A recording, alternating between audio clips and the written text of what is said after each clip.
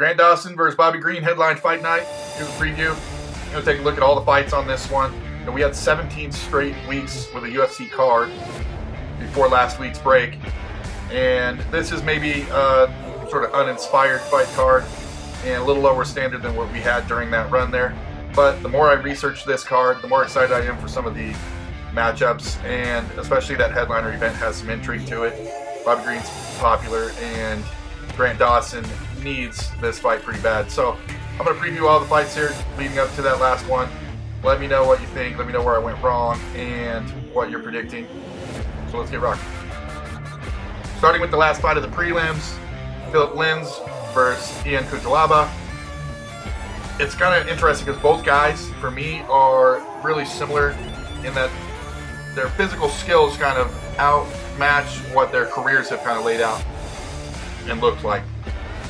Personally, I think what's going to happen in this one is Iwan is going to kind of overwhelm Lins. They fight the same way where they just come out swinging and banging, and I think Iwan is going to be faster and stronger and land a couple more power shots and finish this one in the first or second round in a pretty exciting fight that will get people hyped for that main card. Now on to the main card, Bill Algeo versus Alexander Hernandez. I love Bill Algeo. He's a fighter unlike pretty much anyone. I can't even think of another example of a wrestling background using a karate style stance and striking attack. And it has served him well in a lot of the fights because he can dictate the range with kicks, punches from odd angles, a jabbing front step where he can kind of close the distance that way to initiate his clinches and takedowns off of the cage. And like I said, his ability to decide where the fight takes place distance-wise is a big advantage for him in most fights.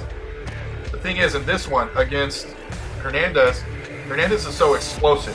Algeo's wrestling and jiu-jitsu is going to have to be extremely tight and controlling because Hernandez can explode off of the cage, explode off of the mat, and explode out of positions. And Hernandez loves to kick the front leg and set up his hands with those low leg kicks, where most guys will use their hands to set up higher leg kicks. He kind of does the opposite, and that tends to work pretty well against karate stance guys that aren't extra fast and extra athletic.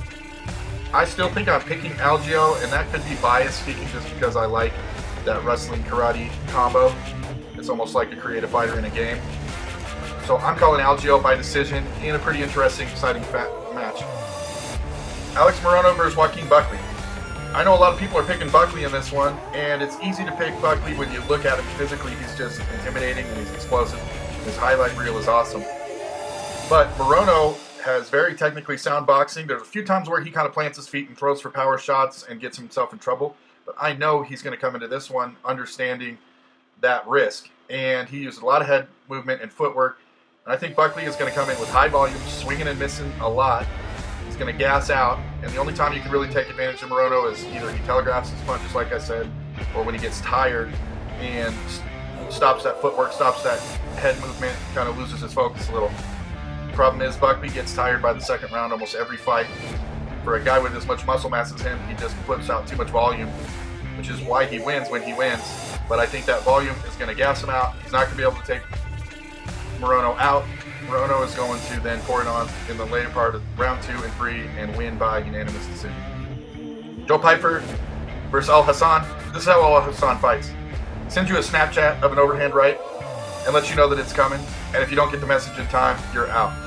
He has 12 wins, all by knockout. You know, he can mix in some explosive wrestling, but that's not his game. His game is kind of doing the Joe Frazier duck to the left and throw the right. And he's been the most powerful guy in a lot of the matchups he's had. Well, against Joe Pyfer, that's not true. Pyfer is a massively powerful middleweight who also hits hard, who also wants to hit you hard, but can mix in some pretty explosive wrestling as well.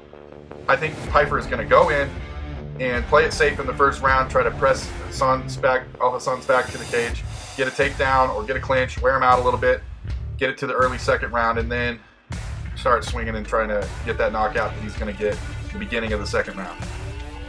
Main event, Grant Dawson versus Bobby Green.